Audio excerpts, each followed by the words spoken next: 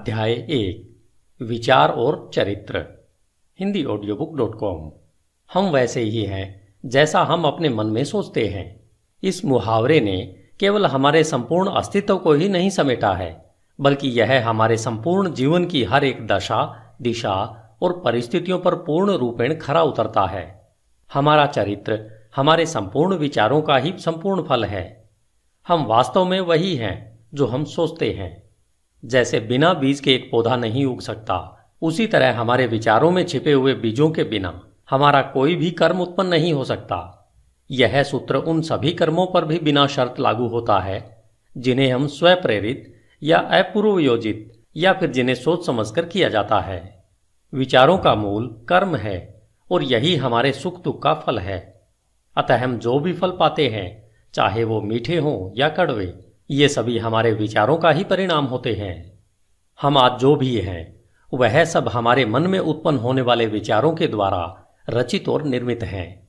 यदि हम अपने मन में अज्ञान से ओतप्रोत बुरे विचारों को पनपने देते हैं और सदा उन्हें ही पालते रहते हैं, तो हम अपनी ओर दुख व दर्द को ही आकर्षित कर रहे हैं और जल्द ही हम दुख से घिरे होंगे, जो हमारे बुरे विचारों का ही परिणाम होगा। इसके विपरीत यदि हमारे मन में हम स्वस्थ और हितकर विचार रखेंगे, तो आनंद और सुख हमारा उसी तरह पीछा करेंगे जैसे धूप में परछाई हमारा पीछा करती है। पुरुष और स्त्री किसी नियम के द्वारा कौशल से रची रचना नहीं है, बल्कि ये तो एक उन्नति है। विचारों का जितना प्रभाव पूर्ण और दृढ़ परलोक में है, उतना ही प्रभाव इस भौतिक जगत में भी है। एक महान और ईश्वरीय चरित्र कोई संयोग से नहीं उत्पन्न होता, बल्कि वह लगातार सही ईश्वरीय विचार सोचने और उनसे लगातार संबंध बनाए रखने से संभव है। इसी प्रक्रिया के द्वारा नीच और पशुवृत्ति वाले मनुष्य लगातार पोषित किए जा रहे हैं, जो दुष्ट व घृणित विचारों का ही परिणाम है। हम खुद के विचारों के द्वारा ही अच्छे या बुरे इंसान बनते हैं। हमेशा हम अपने विचारों की शस्त्रशाला में उन शस्त्रों का संधान करते रहते हैं जिनका प्रयोग हम हमेशा अपने नाश के लिए करते रहते हैं। हम उन उपकरणों को भी बनाते रहते हैं जिनके द्वारा हम अपने जीवन को सुखद, आनंदमय और शांति में बनाते हैं। वह साथ ही साथ समाज को भी इसका लाभ देते हैं। हम सही विचारों के चुनाव से व उनके सच्चे प्रयोग के द्वारा दिव्यता और पूर्णता तक उठ सकते हैं। गलत या बुरे विचारों के प्रयोग के द्वारा हम पशु से भी नीचे स्तर तक गिर सकते हैं। इन दोनों चरम चरित्रों के बीच में ही सभी चरित्र स्तर होते हैं, जिनके निर्माता, कारीगर, पालक व स्वामी हम स्वयं होते हैं। इस युग की सबसे ऊर्जावान, ताकतवर, विश्वास से भरा हुआ दिव्य वचन और दिल को सुख देने वाला आत्मा से संबंधित यह सत्य है कि तुम अपने विचारों के मालिक, चरित्र को ढालने वाले, अपनी परिस्थिति, वातावरण और भाग्य के कारीगर और रचयिता खुद हो। शक्ति, बुद्धि और प्रेम की सत्ता और स्वयं के विचारों के स्वामी तुम खुद हो, और तुम्हारे पास ही रूपांतरणकारी वह पुनरुत्थान की शक्ति है जिसके द्वारा तुम खुद को वो बनाते हो जो बनाना चाहते हो। हर परिस्थिति को नियंत्रित करने की चाबी तुम्हारे हाथों में है। तुम अपने हर हाल के स्वामी होते हो, यहां तक कि अपनी सबसे कमजोर और दुराचारी परिस्थिति के मालिक भी तुम खुद ही होते हो। उस समय तुम एक कमजोर और बेकार, मूर्ख घर के मालिक होते हो जो अपने परिवार को गलत ढंग से चला रहा होता है।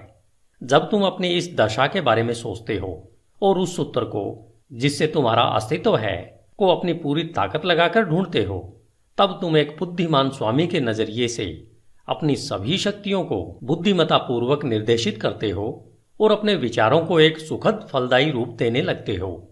इसे ही एक बुद्धिमान व जागरूक मालिक कहते हैं, जो अपने विचारों के नियमों को खोजकर अपने जीवन को सही दिशा देता है।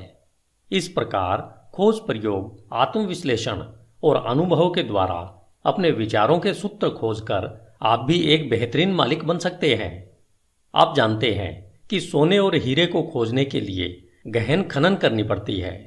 इसी तरह तुम अपनी आत्मा की खान में गहरा खोदोगे, तभी अपने अस्तित्व से जुड़े हर सत्य जान पाओगे। यदि तुम अपने विचारों को देखो, नियंत्रित करो और उन्हें बदलते हो, और दूसरों व अपने जीवन और परिस्थितियों में हो रहे बदलावों के कारण और प्रभावों को महसूस कर, देखकर धैर्यपूर्ण अभ्यास और परख करो। अपने हर अनुभव को, यहां तक कि हर दिल के छोटे छोटे बदलावों को भी स्वयं के बारे में आए बदलावों के बारे में जानने के लिए प्रयोग करो, जिससे समझ, बुद्धि और शक्ति जो तुम्हें प्राप्त हो रही है उसे महसूस करो। फिर तुम शायद बिना चूके इस सत्य को सिद्ध कर सकते हो कि तुम अपने चरित्र को बनाने वाले हो, अपने जीवन को सही सांचे में ढालने वाले हो और अपने भाग्य के निर्माता तुम ही हो। इस दिशा में आगे बढ़ते हुए यह नियम परम सत्य है कि जो खोजेंगे उन्हें अवश्य मिलेगा, जो दस्तक देंगे उनके लिए दरवाजे अवश्य खुलेंगे, क्योंकि दृढ़ता, धैर्य और अभ्यास के द्वारा ही तुम ज्ञान के उज्जवल मंदिर में प्रवेश कर सकते हो।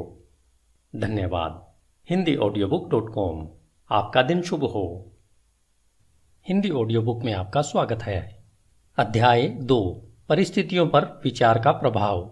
आप अपने मन को एक बगीचे के समान समझकर या तो उसे बुद्धिमानी से जोत सकते हैं या फिर उसे लापरवाही से अपने आप बढ़ने दे सकते हैं, परंतु उसे चाहे जोता जाए या उसे खाली छोड़ा जाए या उसकी उपेक्षा की जाए, उसमें कुछ न कुछ उगेगा जरूर, या कहें कुछ न कुछ फलीभूत अवश्य होगा। अगर उसमें कोई बीज नहीं बोए जाते तो अनावश्यक व बेकार के खरपतवार के बीज उसमें गिरते रहेंगे और वे उग आएंगे। एक माली अपने बगीचे में अनावश्यक खरपतवार को समय समय पर निकालता रहता है और उसमें वही फल फूल और पेड़ पौधे आदि लगाते हैं जिसकी माली को चाह होती है या कहें आवश्यकता होती है। हमें भी अपने मन रूपी बगीचे को एक माली की तरह लगातार देखभाल करते रहना चाहिए। अशुद्ध, बेकार, अनावश्यक और अनुचित विचारों को पहचान कर अपने मन से निकाल फेंकना चाहिए। वह आवश्यक, शुद्ध, उपयोगी और उत्पादक विचारों को फलों और फूलों की तरह सहेज कर उनकी उचित प्रकार से देखभाल करते रहना चाहिए।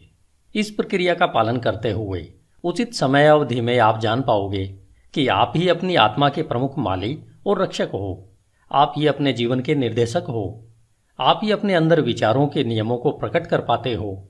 आप ही हमेशा बढ़ती सत्यता से यह भी समझ पाते हो कि कैसे आपके विचार की शक्तियां और मन के अन्य घटक आपके सच्चे चरित्र, सकारात्मक परिस्थितियां और उज्जवल भाग्य का निर्माण करने के काम में लगे हुए हैं।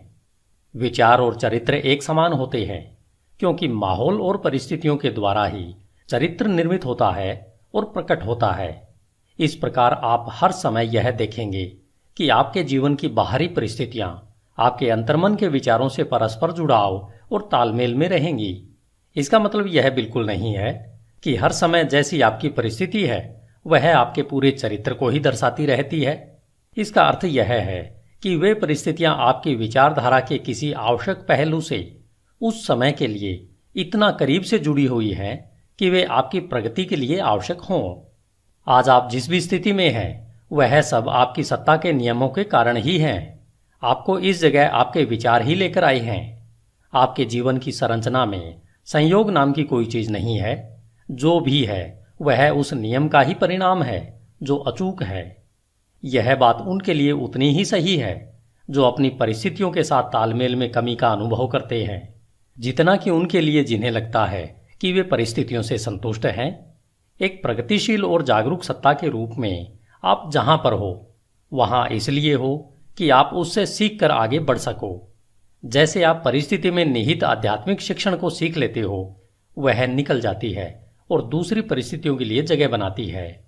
जब तक आप यह विश्वास करते रहोगे कि आप बाहरी परिस्थितियों द्वारा प्रभावित प्राणी हो, तब तक आप परिस्थितियों की मार खाते रहोगे। लेकिन जब आपको यह अनुभव होगा कि आप एक रचनात्मक शक्ति हो और उस छिपी हुई भूमि और बीज जिससे परिस्थितियां पनपती है पर अपना अधिकार जमा सकते हो, तब आप सही मायने में अपने खुद के स्वामी बन जाते हो। आत्म परीक्षण और आत्म संयम का अभ्यास करने वाले सभी लोग यह जानते हैं कि परिस्थितियां विचारों से ही उत्पन्न होती है। उन्होंने यह देखा है कि उनकी परिस्थितियों में फेरबदल उनकी मानसिक स्थिति में फेरबदल से सीधे अनुपात में होता है। यह सही है कि जब आप उत्सुकता से अपने विचारों की कमियों को दूर करने में स्वयं को लगा लेते हो, तब आप बहुत जल्दी प्रगति करते हैं और बहुत सारे परिवर्तनों से जल्दी ही गुजरते हैं। हर विचार रूपी बीज जिसे मन में विचारों के माध्यम से बोया जाता है वह अच्छी उपज ही देगा और देर सवेर किसी न किसी कार्य के रूप में फलता फूलता है। वह उसमें परिस्थिति रूपी फल अवश्य लगते हैं। अच्छे विचार अपने अनुरूप अच्छे फल और बुरे विचार हमेशा बुरा ही फल देते हैं। परिस्थितियों का बाहरी जगत विचार के आंतरिक जगत का निर्माण करता है। किसी इंसान को अच्छाई की चरम सीमा तक ले जाने के लिए प्रिय व अप्रिय बाहरी परिस्थितियों के वे मुख्य घटक हैं। आप अपने बोए की फसल काटने वाले स्वयं होने के नाते कष्ट और आनंद दोनों का ही अनुभव करते हो व उनसे सीखते हो। जिन्हें आप अपने पर हावी होने देते हो, ऐसी आंतरिक इच्छाओं, आकांक्षाओं और विचारों का अनुसरण करते हुए अपने जीवन की बाहरी परिस्थितियों के रूप में उनकी पूर्णता तक पहुंचते हो। उन्नति और अवनति के नियम सब जगह लागू होते हैं।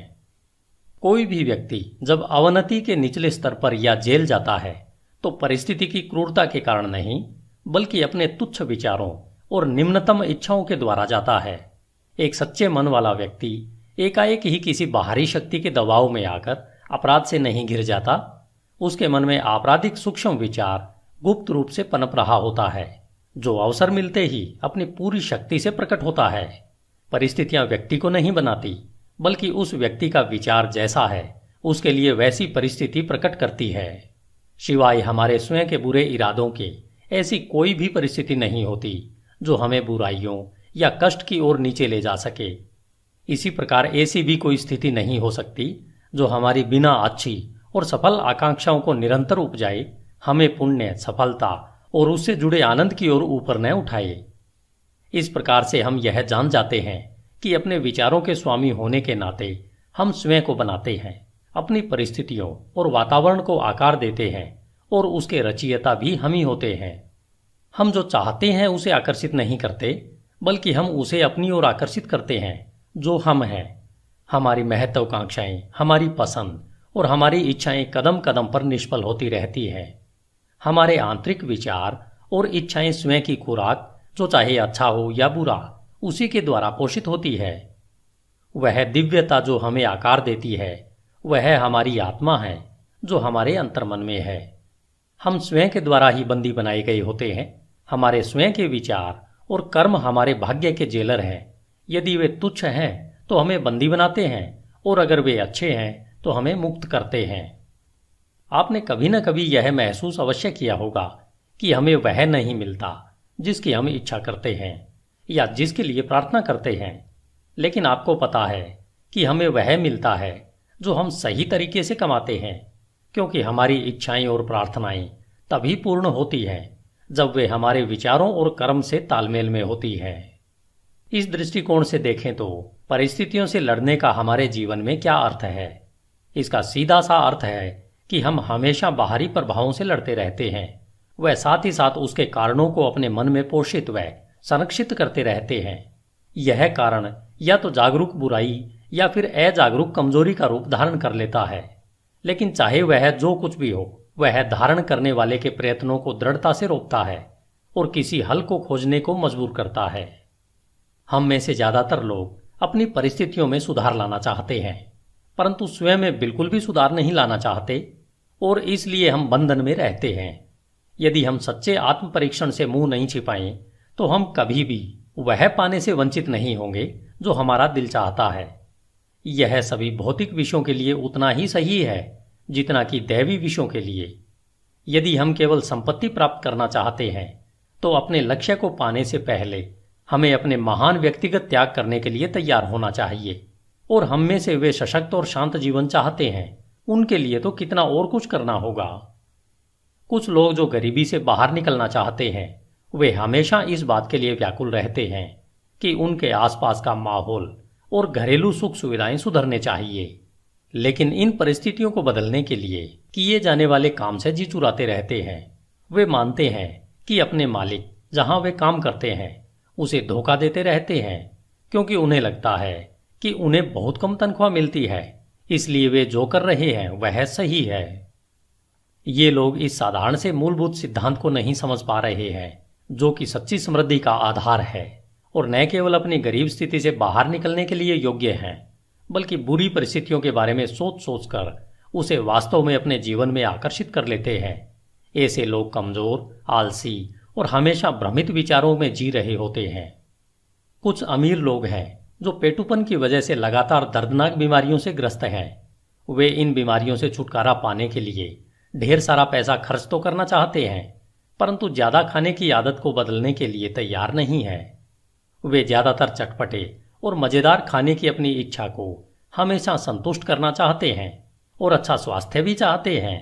ऐसे लोग अच्छे स्वास्थ्य के लिए अयोग्य हैं, क्योंकि उन्होंने स्वस्थ जीवन के पहले सिद्धांत को अभी तक नहीं सीखा है। कुछ मालिक हैं जो गलत रास्ते से धन कमाकर अमीर और ज्यादा अमीर होना चाहते हैं, जिसके लिए वे चालाकी से सही वेतन न देकर ज्यादा काम करवाना चाहते हैं। ऐसे मालिक समृद्धि के बिल्कुल योग्य नहीं है। जब इनका प्रतिष्ठा और समृद्धि दोनों ही मामलों में दिवाला निकल जाता है, तब ये लोग परिस्थितियों को दोष देते रहते हैं, लेकिन वे यह नहीं जानना चाहते कि अपनी इस परिस्थिति के वे ही पटकथा लेखक हैं। ये 3 उदाहरण मात्र इस सत्य को बताने के लिए कहे गए हैं कि लोग अपनी परिस्थितियों को बिना जाने निरंतर उन विचारों और इच्छाओं को प्रोत्साहित कर रहे हैं जो उन अच्छे फल से संभवतः तालमेल नहीं खाते हैं जो वे चाहते हैं। वे ऐसा करते हुए अच्छे फल को निरंतर निष्फल कर रहे हैं। ऐसे किस्से कई गुना बढ़ सकते हैं और निरंतर चल सकते हैं, लेकिन इसकी आवश्यकता नहीं है। यदि हम दृढ़ निश्चय कर लें कि हम अपने मन और जीवन में विचार के नियम के क्रम को खोजेंगे, और जब तक ऐसा नहीं होगा तब तक केवल बाहरी तथ्य तर्क के लिए पर्याप्त नहीं हो सकता।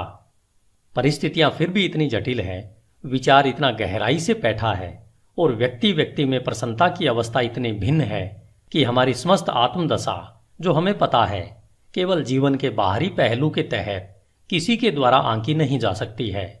कोई व्यक्ति किन्हीं कार्यों में ईमानदार हो सकता है परंतु अभावग्रस्त है, जबकि दूसरा व्यक्ति कई कार्यों में बेईमान हो सकता है फिर भी खूब संपत्ति हासिल करता है।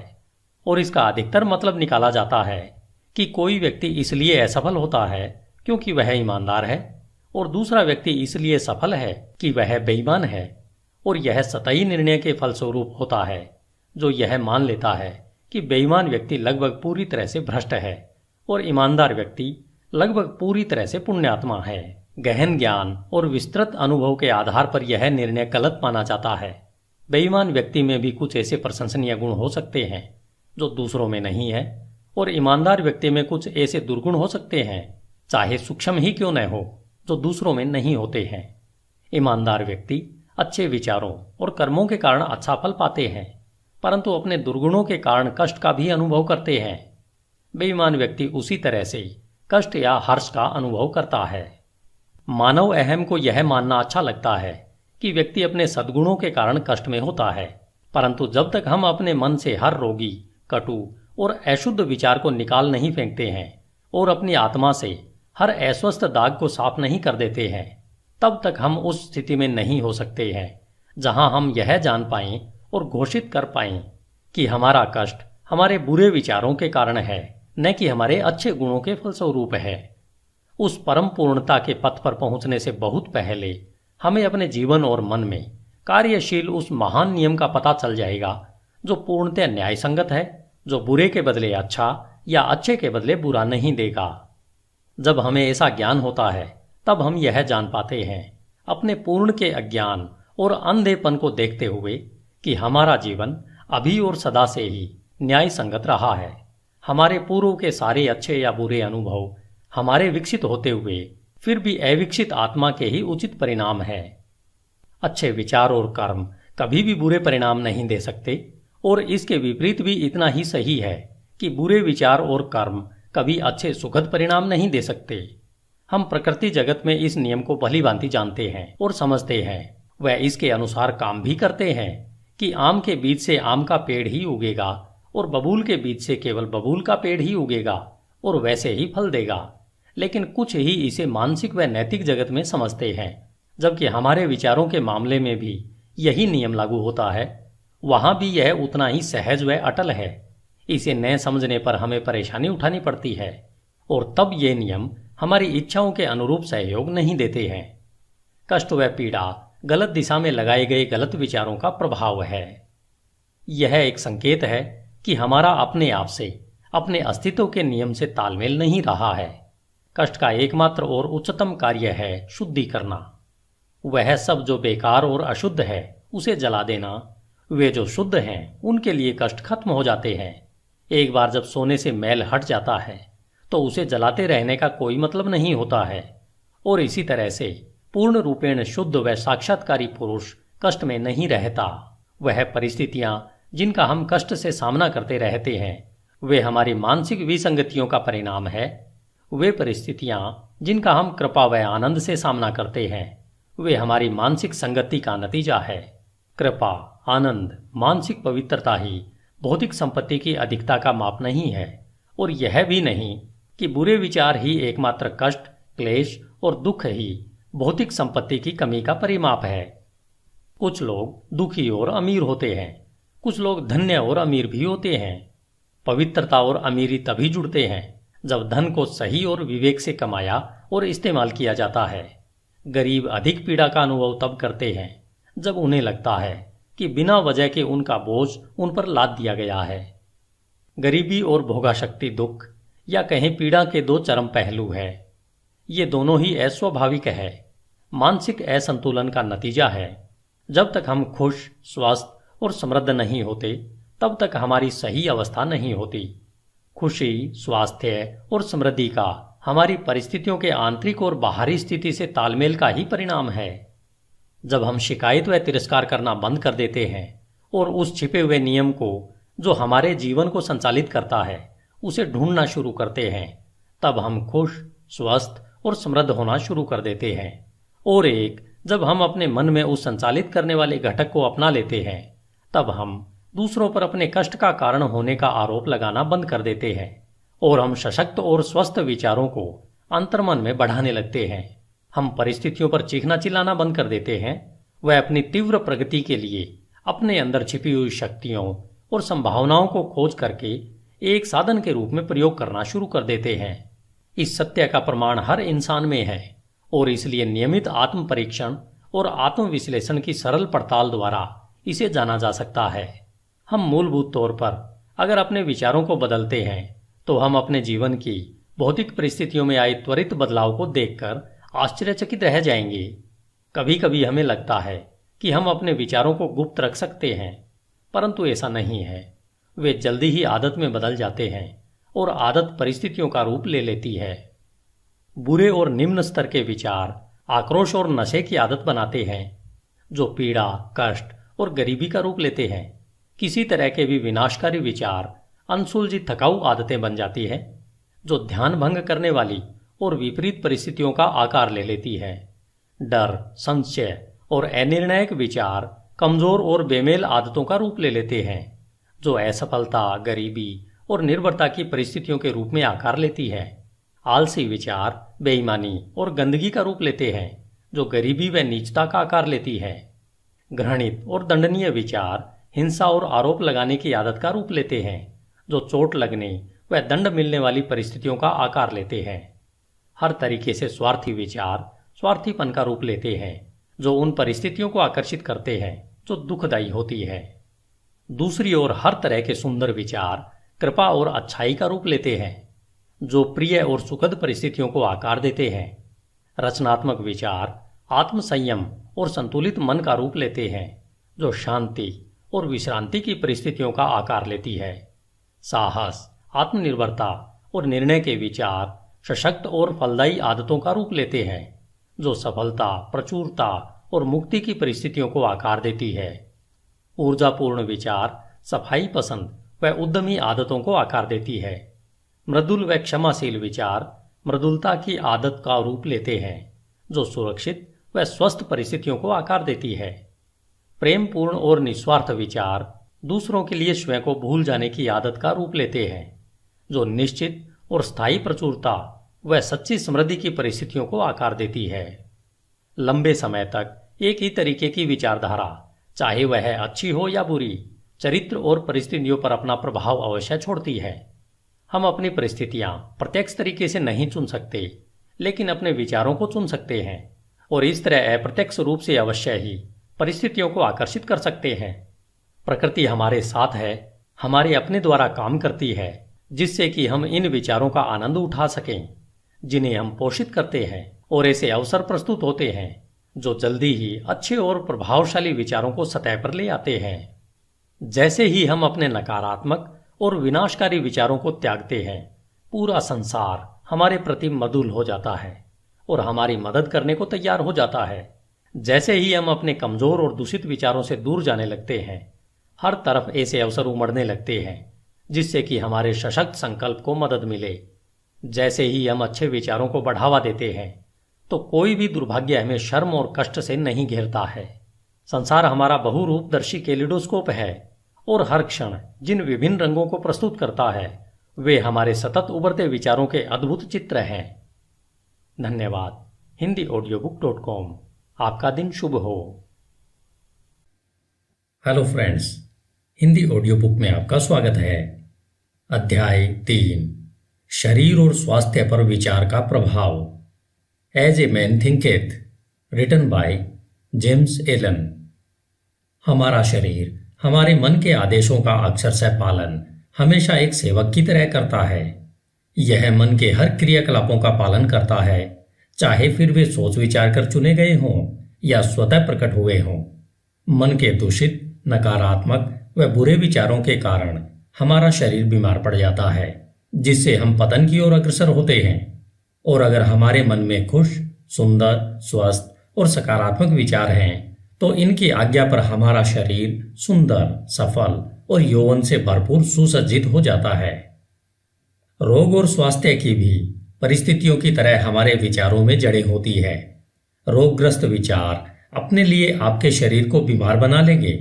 समय समय पर हुई रिसर्च में यह पाया गया है कि डर के विचार व्यक्ति को उतनी ही जल्दी मार डालते हैं जितनी जल्दी एक बंदूक की बुलेट। वे लाखों लोगों को निरंतर इसी तरह धीरे धीरे मार रहे हैं। जो लोग किसी जानी पहचानी या अनजान बीमारी के डर में रहते हैं, बीमारी उन्हें देर सवेर अपनी पकड़ में ले ही लेती है।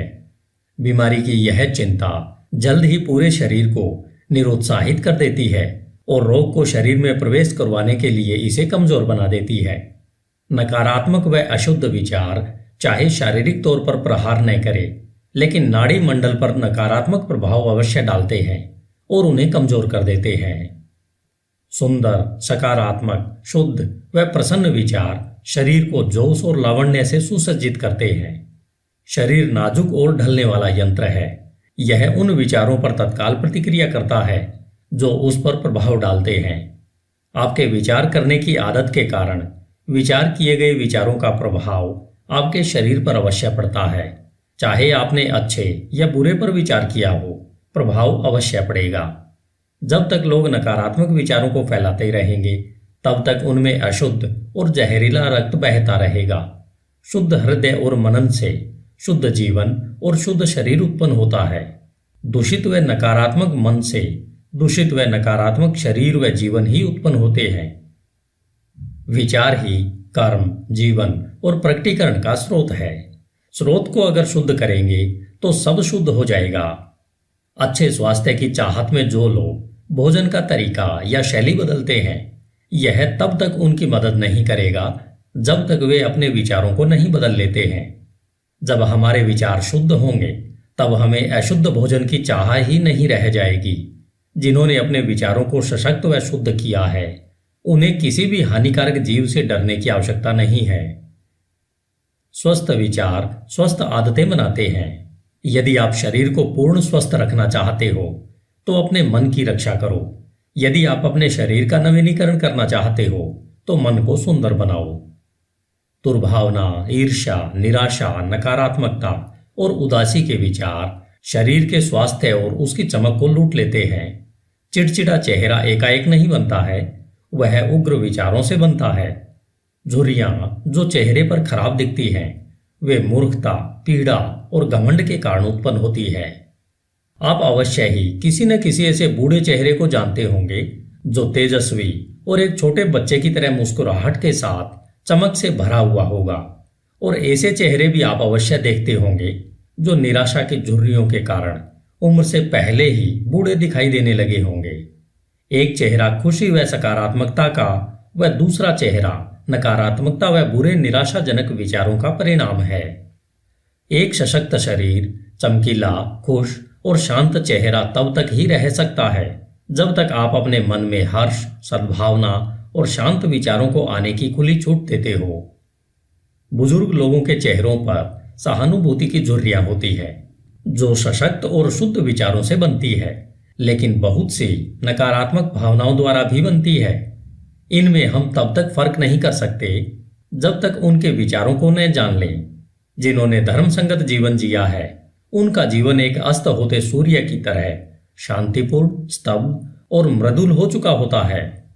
हाल ही में मैंने एक दार्शनिक को उनकी मृत्युशैया पर देखा। वो उम्र के अलावा बूढ़े नहीं थे। उनकी मृत्यु उतनी ही मीठी और शांतिपूर्ण थी जितना उनका जीवन था। शारीरिक बीमारियों को दूर भगाने के लिए खुश दिल विचारों से अच्छा कोई डॉक्टर नहीं है। दुख और शोक की काली परछाई को हटाने के लिए सद्भावना जैसी तसल्ली देने वाली कोई चीज नहीं हो सकती। सदा दूसरों के बारे में बुरा सोचना, द्वेष रखना, शक करना और ईर्ष्या के विचार रखना ऐसा ही है जैसा स्वनिर्मित जेल में रहना। परंतु सबके बारे में अच्छा सोचना, सबके साथ खुश रहना, धैर्य के साथ यह सीखना कि उनमें केवल अच्छाई ही देखना, ऐसे निस्वार्थ विचार स्वर्ग की ओर ले जाते हैं। दिन प्रतिदिन हर प्राणी के प्रति शांति के विचार रखना आप में अद्भुत शांति लाएंगे। धन्यवाद। HindiAudiobook.com। आपका दिन शुभ हो। As a man thinketh, written by James Allen. अध्याय 4, विचार और उद्देश्य। HindiAudiobook.com। जब तक कोई भी विचार उद्देश्य के साथ नहीं जोड़ा जाता, तब तक कोई भी प्रतिभा पूर्ण उपलब्धि नहीं बनती। बहुत से लोग अपने उच्चतम विचार जीवन के सागर में दिशाहीन गति से बहने देते हैं। जीवन में विचारों की दिशाहीनता बहुत बुरी होती है। अगर जो लोग विपत्ति और विनाश से दूर रहना चाहते हैं, तो उनको इस प्रकार बहने से स्वयं को रोकना होगा। जिनके जीवन में कोई मुख्य उद्देश्य नहीं होता, वे बहुत ही जल्दी तुच्छ चिंताओं, डर, परेशानियों और अपने प्रति दया रखने के भाव से ग्रस्त हो जाते हैं, और ये सभी कमजोरी के लक्षण होते हैं। ये ठीक वैसे ही असफलता, अप्रसन्नता और कमी की ओर ले जाते हैं जैसे सोच समझकर आयोजित किए गए अपराध होते हैं, क्योंकि कमजोरी शक्ति विकसित करने के ब्रह्मांड में टिक नहीं सकती। हमें एक न्यायसंगत उद्देश्य के बारे में विचार करना चाहिए। वह उसे यथार्थ बनाने के लिए कार्यशील होना चाहिए। हमें अपने उद्देश्य को विचारों के केंद्र में रखना चाहिए।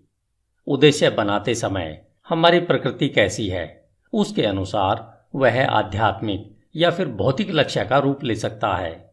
परंतु वह जो भी हो, हमें उस उद्देश्य पर दृढ़ता से अपनी विचार शक्ति को केंद्रित करना चाहिए। हमें इस उद्देश्य को अपना उच्चतम कर्तव्य बनाकर उसकी प्रगति के लिए स्वयं को समर्पित कर देना चाहिए। वह अपने विचारों को क्षणिक रुचियों, चाहतों और कल्पनाओं के पीछे नहीं भागने देना चाहिए। यह आत्मसंयम का राजसी मार्ग है और विचार की सच्ची एकाग्रता है। यदि हम बार बार अपने उद्देश्य को पाने में असफल हो रहे हैं, तो यह तब तक होता रहता है जब तक हम अपनी कमजोरी से ऊपर नहीं उठ पाते हैं, और इससे हम चरित्र के सामर्थ्य को प्राप्त करते हैं। वह सच्ची सफलता का मापदंड होता है। वह यह भविष्य के सामर्थ्य और विजय की नई शुरुआत होती है।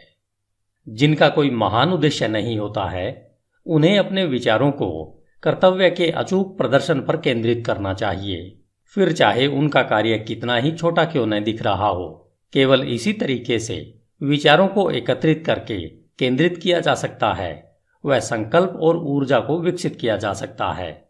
इसे सिद्ध करने के बाद ऐसा कोई भी लक्ष्य नहीं रह जाता है जिसे प्राप्त नहीं किया जा सकता हो। कमजोर आत्मा अपनी कमजोरी को जानते हुए और इस सत्य में विश्वास रखते हुए कि सामर्थ्य, प्रयत्न और अभ्यास द्वारा विकसित की जा सकती है, वह तुरंत ही प्रयत्नशील हो जाती है और प्रयत्नों द्वारा सदा विकसित होती रहती है और अंत में दिव्य रूप में सशक्त हो जाती है। जैसे शारीरिक तौर पर कमजोर लोग सतर्क और धैर्यपूर्ण प्रशिक्षण द्वारा अपने आप को सशक्त बना सकते हैं, वैसे ही कमजोर विचार वाले लोग सही सोच का अभ्यास करके अपने आप को सशक्त बना सकते हैं। दिशाहीनता व कमजोरी को दूर करके किसी भी उद्देश्य के साथ सोचना उन सशक्त लोगों की श्रेणी में पहुंचना है जो कि सफलता प्राप्ति के लिए एक मार्ग के रूप में पहचानते हैं और जो सब परिस्थितियों को अपने अनुकूल बनाते हैं और जिनके विचार सशक्त हैं, वे बिना किसी डर से कोशिश करते हैं और कुशलता से उसे प्राप्त करते हैं। अपने लक्ष्य निर्धारण के बाद हमें मानसिक तौर पर उसको प्राप्त करने का एक सीधा मार्ग बिना दाएं बाएं देखे तैयार करना चाहिए। अपने अंदर छुपे हुए संशय व डर को शक्ति से निकाल फेंकना चाहिए। ये वे विच्छेदक तत्व हैं जो प्रयत्न की सीधी रेखा को तोड़कर उसे तिरछा, अप्रभावी व बेकार बना देते हैं। संशय और डर के भाव के विचारों से कभी कुछ भला नहीं हो सकता है। वे हरदम असफलता की ओर ले जाते हैं। उद्देश्य, ऊर्जा, करने की शक्ति और सभी सशक्त विचार तब रुक जाते हैं जब मन में संशय और डर के विचार घुस जाते हैं। कुछ करने की इच्छा इस ज्ञान से उभरती है कि हम कुछ कर सकते हैं। संशय और भय ज्ञान के सबसे बड़े शत्रु हैं और वह लोग जो उसे बढ़ावा देते हैं उन्हें मारते नहीं बल्कि वे हर कदम पर निष्फल होते रहते हैं। जिन्होंने संशय और भय पर विजय पा ली है उन्होंने असफलता को जीत लिया है। उनका हर विचार सामर्थ्य से जुड़ा हुआ है और सभी परेशानियों का साहस के साथ सामना कर उन्हें बुद्धिमानी से वश में किया जा सकता है। उनके उद्देश्य वातावरण के हिसाब से बोए जाते हैं और वे ऐसे फल फूल देते हैं जो समय से पहले नहीं गिर जाते हैं। बिना किसी भय के उद्देश्य से जुड़ा हुआ विचार रचनात्मक शक्ति बन जाता है। वे जो यह जानते हैं वे तैयार हैं भटकते विचारों और उतरते चढ़ते संवेदनाओं की गठरी से ज्यादा कुछ उच्चतम और सशक्त बनने के लिए जो यह करते हैं। अपने विचारों को अपने उद्देश्य के साथ जोड़ते हैं। वे अपनी मानसिक शक्ति के जागरूक और बुद्धिमान शासक बन जाते हैं। धन्यवाद। HindiAudiobook.com। आपका दिन शुभ हो। As a man thinketh, James Allen. अध्याय 5। उपलब्धि में विचार एक घटक। HindiAudiobook.com। आप जो भी पाते हो या पाने में असफल होते हैं तो यह सब आपके विचारों का सीधा सीधा नतीजा है। इस न्यायपूर्ण व्यवस्थित संसार में जहां संतुलन की कमी विनाश ला सकती है वहां व्यक्तिगत जिम्मेदारी अवश्य पूर्ण होनी चाहिए।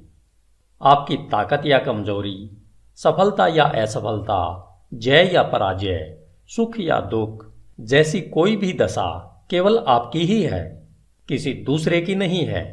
जैसा आप सोचते हैं वैसे ही आप हो। जैसा आप सोचते रहते हैं वैसे ही आप बन जाते हैं। सशक्त लोग कमजोर लोगों की मदद तब तक नहीं कर सकते जब तक कमजोर लोग मदद लेने के लिए तैयार नहीं होते। जिस मजबूती को वे दूसरों में देखते हैं उन्हें अपने प्रयत्नों के द्वारा उस सामर्थ्य को विकसित करना होगा। केवल और केवल हम खुद ही अपनी दशा को बदल सकते हैं। दबाने वाले व दबने वाले वास्तव में अपने आप को सताने में सहयोगी होते हैं, बल्कि देखने में यह लगता है कि वे एक दूसरे को सता रहे हैं। पूर्ण ज्ञान कर्म के नियम को दबाने वाले की कमजोरी में और दबाने वाले की दुष्प्रयुक्त शक्ति में देखता है। पूर्ण प्रेम दोनों के कष्ट को देखकर किसी का भी हनन नहीं करता। पूर्ण करुणा दबाने वाले और दबने वाले दोनों को ही अपनाती है।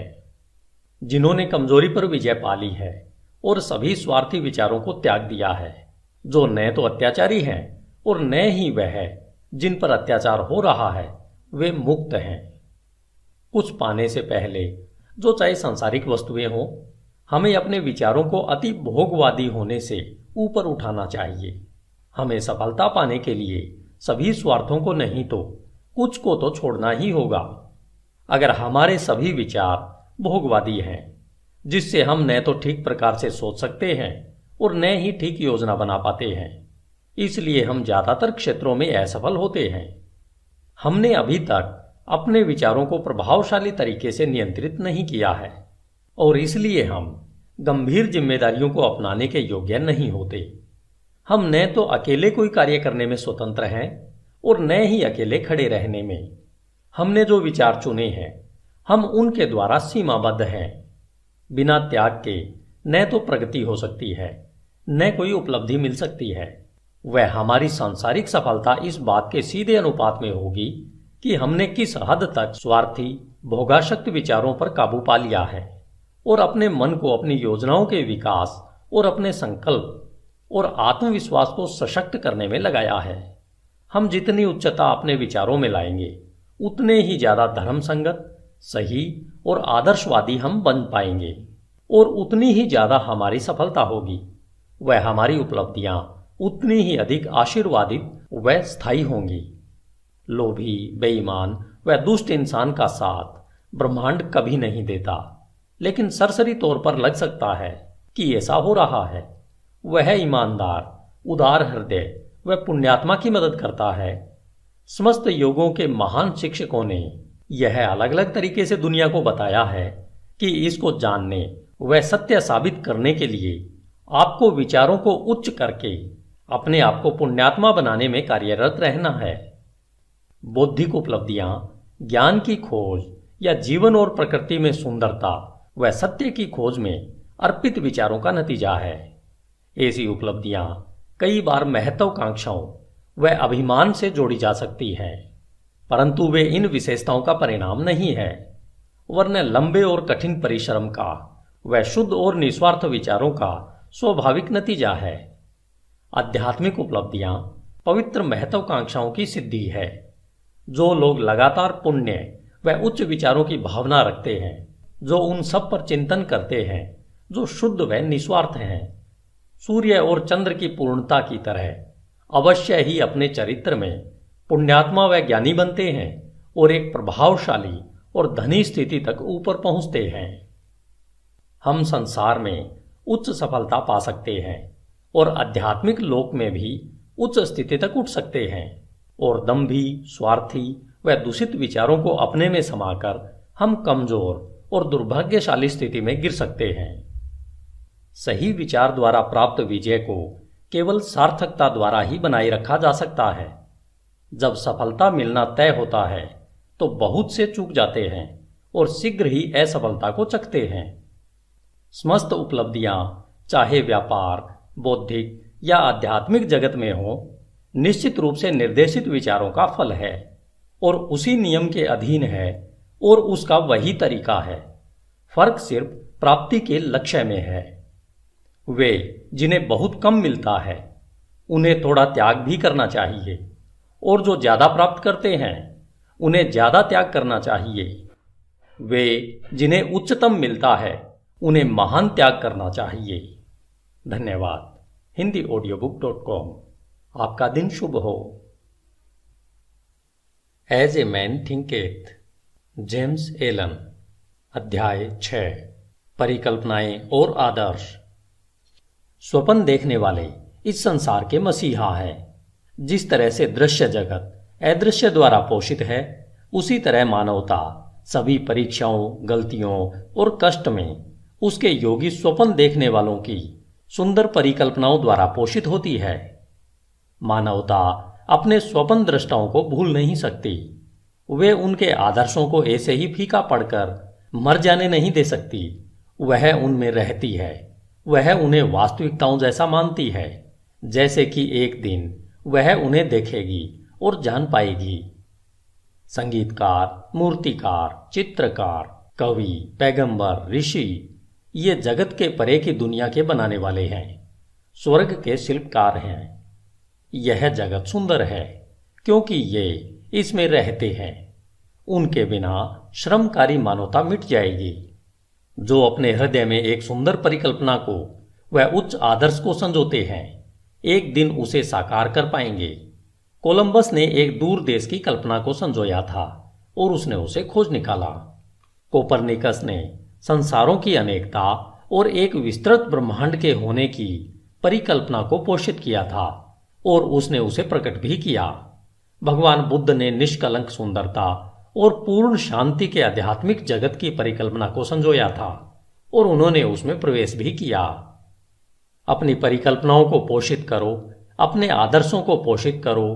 तुम्हारे हृदय में जो संगीत उमड़ता है, मन में जो सुंदरता रूप लेती है, तुम्हारे सूक्ष्मतम विचारों को जो खूबसूरती लपेटती है, उसे पोषित करो, क्योंकि उन सब में से हर्षपूर्ण परिस्थितियां और स्वर्गपूर्ण वातावरण पनपेंगे और बढ़ेंगे। यदि तुम इनके प्रति सच्चे रहो तो तुम्हारे संसार का अंततः निर्माण होगा। चाहने से तुम पाओगे, आकांक्षा रखने से प्राप्त करोगे। क्या हमारी निम्नतम इच्छाओं को संतुष्टि का पूर्ण माप मिले और हमारी शुद्धतम आकांक्षाएं पोषण की कमी से नष्ट हो जाएं? ब्रह्मांडीय नियम ऐसा नहीं है। ऐसी दशा में चीजों को प्राप्त नहीं किया जा सकता। मांगो और तुम्हें मिल जाएगा। उच्च स्वप्न देखो और जैसे तुम स्वप्न देखोगे तुम वैसे बन जाओगे। तुम्हारी परिकल्पना उसका वचन है जो तुम एक दिन बन जाओगे। तुम्हारे आदर्श उसकी भविष्यवाणी है जिसे तुम अंत में पर्दा उठाकर देख सकोगे। मानव उपलब्धियां सबसे पहले और लंबे समय तक एक स्वप्न थी। ओक का वृक्ष मंजू फल में छिपा होता है, चिड़िया अंडे में पलती है और आत्मा की उच्चतम परिकल्पना में जागृत देवदूत चलते हैं। स्वप्न वास्तविकता के बीज हैं। तुम्हारी परिस्थितियां हो सकता है प्रतिकूल हो, परंतु वे ऐसा लंबे समय तक नहीं रहेंगी। यदि तुम एक आदर्श को मन में रखकर उसे पाने के लिए जी जान लगा दो, बाहर शांत खड़े रहकर तुम अंतर में यात्रा नहीं कर सकते। एक युवती है और एक युवक है। दोनों ही गरीबी और काम के बोझ तले दबे हुए हैं। लंबे समय तक अस्वस्थ वातावरण वाली वर्कशॉप में बंद, अशिक्षित और सभी प्रकार की शिष्टताओं से कोसों दूर। परंतु दोनों ही बेहतर जिंदगी के सपने देखते हैं और वे बुद्धि, कृपा, शिष्टता और सुंदरता की कल्पना करते हैं। वे मानसिक तौर पर एक आदर्श जीवन परिस्थिति की कल्पना करते हैं, एक विस्तृत स्वतंत्रता की परिकल्पना करते हैं और एक बड़ी आकांक्षा उन पर हावी हो जाती है। व्याकुलता उन्हें कर्म करने के लिए उकसाती है और वे अपने खाली समय व साधनों को, चाहे वे अभी कम है, अपने सोई शक्तियों और साधनों के विकास में लगाते हैं। शीघ्र ही उनके मन इतने परिवर्तित हो जाते हैं कि वह वर्कशॉप उन्हें बांध कर नहीं रख पाती है। उनकी सोच से वह इतनी बेमेल हो जाती है कि वह उनके जीवन से वैसे ही बाहर हो जाती है जैसे कोई कपड़ा उतार कर फेंक दिया जाता है। जैसे जैसे उनके लिए वे अवसर बढ़ते जाते हैं जो कि उनकी विस्तृत होती शक्तियों के कार्य क्षेत्र को समा सकें, वे उससे हमेशा के लिए बाहर निकल जाते हैं। सालों बाद हम उन्हें फिर देखते हैं। बहुत ही विशिष्ट तरीकों में हम उन्हें मन की कुछ एक शक्तियों के अधिकारी पाते हैं जिनके प्रयोग से वे दुनिया भर पर प्रभाव और लगभग अप्रतिम सामर्थ्य से शासन करते हैं। वे अपने हाथों में विशाल जिम्मेदारियों के सूत्रों को थामे हैं। वे बोलते हैं और जीवन रूपांतरित हो जाते हैं। स्त्री और पुरुष उनके शब्दों में विश्वास करते हैं और अपने चरित्र को पुनः ढालते हैं और सूरज की तरह ये ऐसे स्थायी और प्रकाशित केंद्र बन जाते हैं जिसके चारों ओर असंख्य जीव घूमते रहते हैं। उन्होंने अपने यौवन की परिकल्पना को पा लिया है। वे अपने आदर्शों से एक हो गए हैं। और तुम भी नौजवान पाठक अपने हृदय की परिकल्पना को पाओगे, व्यर्थ इच्छा को नहीं, चाहे वह ओछी हो या सुंदर या फिर दोनों का मिश्रण, क्योंकि तुम सदा उसकी ओर खींचे जाओगे जिससे तुम गुप्त रूप से सबसे ज्यादा प्यार करते हो। तुम्हारे हाथों में तुम्हारे अपने विचारों का फल मिलेगा। तुमने जो कमाया है वह तुम पाओगे, न ज्यादा न उससे कम। तुम्हारे वर्तमान का वातावरण चाहे कैसा भी क्यों न हो, तुम्हारे विचारों, तुम्हारी परिकल्पना, तुम्हारे आदर्श द्वारा तुम या तो गिरोगे, वैसे ही रहोगे, या फिर उठोगे। तुम अपनी नियंत्रित इच्छाओं जितना छोटे बन जाओगे या तुम अपनी प्रबल अभिलाषाओं जैसे महान बन जाओगे। स्टैंटन क्रिगहम डेविस के सुंदर शब्दों में, तुम वही खाते संभाल रहे हो और तुम अभी उन दरवाजों से बाहर निकलते हो जो इतने समय से तुम्हें लगता था कि तुम्हारे आदर्शों के लिए रुकावट थे, और अपने आप को श्रोताओं के सामने पाते हो। पेन अभी भी तुम्हारे कान पर अटका है, उंगलियों पर शाही के धब्बे हैं, और तभी उसी क्षण में तुम्हारे अंतर में प्रेरणा की वर्षा होने लगती है। तुम बकरियों को चरा रहे होते हो और शहर में घूमते हुए पहुंच जाते हो, फटे मुंह देहाती की तरह, और आत्मा के निर्भय मार्गदर्शन में तुम एक गुरु के आश्रम में पहुंच जाते हो। और एक समय के बाद वे कहते हैं, तुम्हें सिखाने के लिए मेरे पास और कुछ नहीं है। अब तुम स्वयं गुरु बन गए हो, जो थोड़े समय पहले तक बकरियां चराते हुए महान कार्यों के घटने के स्वप्न देखा करता था। बेपरवाह, अज्ञानी और आलसी, केवल चीजों के लिए प्रत्यक्ष प्रभाव को देखते हुए, न कि स्वयं चीजों को, भाग्य, किस्मत और संयोग के बारे में बात करते हैं। किसी को धनवान बनता देखकर कहते हैं कितना भाग्यशाली है। किसी को सुप्रसिद्ध विद्वान बनता देख वे आश्चर्य से कहते हैं उस पर कितनी कृपा दृष्टि है। और किसी साधु प्रवृत्ति वाले व्यक्ति और उसका अन्य लोगों पर प्रभाव पड़ते देखकर वे टिप्पणी करते हैं देखो किस्मत कैसे हर कदम पर उसका साथ दे रही है। वे उन परीक्षाओं, असफलताओं और संघर्ष को नहीं देखते जो इन स्त्री पुरुषों ने अनुभव पाने के लिए सहर्ष स्वीकारा है। उन्हें इनके द्वारा किए गए त्याग का, साहसिक प्रयत्न का और विश्वास जिसे उन्होंने अपनाया है का जरा सा भी ध्यान नहीं है, जिससे कि वे अलंध्य दिखने वाले लक्ष्य को प्राप्त कर सकें और अपने हृदय की परिकल्पना को पा सकें। उन्हें मन के अंधकार और दिल के टूटने का कोई एहसास नहीं होता। उन्हें केवल प्रकाश और प्रसन्नता दिखती है और वे उसे भाग्य कहते हैं। वे लंबी और कठिन यात्रा नहीं देखते, केवल सुखी परिणाम को देखते हैं और वे उसे सद्भाग्य कहते हैं। वे प्रक्रिया को नहीं समझते, केवल नतीजा देखते हैं और उसे संयोग कहते हैं। हर मानव कार्य में प्रयत्न है और फल भी है, और प्रयत्न कितना सशक्त है इसे फल से मापा जाता है। यह कोई संयोग नहीं है। कहे जाने वाले उपहार, शक्ति, भौतिक, बौद्धिक और आध्यात्मिक अधिकार प्रयत्न के हैं। वे पूर्ण किए हुए विचार हैं, प्राप्त किए हुए लक्ष्य हैं, साकार परिकल्पनाएं हैं। वह परिकल्पना जिसकी तुम अपने मन में प्रशंसा करते हो, वह आदर्श जिसे तुमने अपने हृदय में विराजित कर रखा है, उससे तुम अपने को बनाओगे और यही तुम बन जाओगे। धन्यवाद। HindiAudiobook.com। आपका दिन शुभ हो। As a man thinketh, James Allen. अध्याय 7, प्रशांति। HindiAudiobook.com। मन की शांति ज्ञान का एक सुंदर मणि है। वह आत्मसंयम के लंबे और धैर्यपूर्ण प्रयत्न का नतीजा है। उसकी उपस्थिति परिपक्व अनुभव का और नियम व विचारों के उच्च ज्ञान व कार्यकलाप का चिन्ह है। हम उसी मात्रा में शांत होते हैं जितना हम विचार विकसित अस्तित्व के रूप में स्वयं को समझते हैं, क्योंकि ऐसा ज्ञान विचार के फलस्वरूप निश्चित ही दूसरों को समझने की क्षमता रखता है।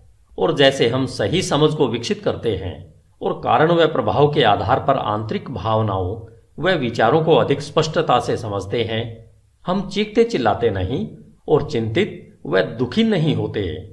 हम संतुलित, वचनबद्ध और शांत रहते हैं। वे लोग जो शांत हैं, जिन्होंने स्वयं को नियंत्रित करना सीखा है, जानते हैं कि स्वयं को दूसरों के माफिक कैसे बनाया जाए, और ये दूसरे बदले में शांत लोगों की आध्यात्मिक सामर्थ्य का सम्मान करते हैं और यह सोचते हैं कि उससे सीख सकते हैं और उस पर भरोसा कर सकते हैं। जितने अधिक प्रशांत हम बन जाते हैं, उतनी अधिक हमारी सफलता, हमारा प्रभाव व अच्छाई के लिए हमारा सामर्थ्य होता है। उदाहरण के लिए, साधारण सी बिक्री करने वाले लोग भी जैसे जैसे अपने आत्मनियंत्रण और समभाव को बढ़ा देंगे, उनकी व्यावसायिक प्रचुरता बढ़ती जाएगी, क्योंकि लोग ऐसे लोगों के साथ ही काम करना पसंद करेंगे जिनका व्यवहार अच्छा व स्थिर है। सशक्त और शांत लोगों को सदा सम्मान मिलता है, वह उनसे प्यार किया जाता है। वे प्यासी भूमि में छांव देने वाले पेड़ या फिर तूफान में पनाह देने वाली चट्टान की तरह होते हैं। शांत हृदय, मीठा स्वभाव व संतुलित जीवन किसे पसंद नहीं है। इससे कोई फर्क नहीं पड़ता कि वर्षा होती है या सूरज चमकता है, या इन आशीर्वादों को पाने वालों के जीवन में क्या परिवर्तन आते हैं। वे हरदम मधुर और शांत रहते हैं। वह चरित्र की विशिष्टता जिसे शांतता कहते हैं, संस्कृति का आखिरी सबक है। वह जीवन का फूल ना है, आत्मा का फल ना है। वह ज्ञान की तरह मूल्यवान है और उसकी सोने से भी ज्यादा कामना करनी चाहिए। हाँ, उत्कृष्ट सोने से भी ज्यादा। पैसे को पाने की चाह कितनी तुच्छ लगती है जब उसकी तुलना एक शांत जीवन, जो सत्य के सागर में लहरों के नीचे आंधी तूफान की पहुंच से परे शाश्वत शांति में बसता है। हम ऐसे कितने ही लोगों को जानते हैं जो अपने जीवन को अप्रिय बना लेते हैं, जो अपने विस्फोटक गुस्से के कारण वह सब जो मधुर और सुंदर है उसे तबाह कर देते हैं। जो अपने चरित्र की शिष्टता का नाश कर देते हैं और मनमुटाव पैदा कर देते हैं। यह एक प्रश्न है कि क्या बड़ी मात्रा में लोग अपने जीवन को तबाह नहीं करते हैं, और क्या वे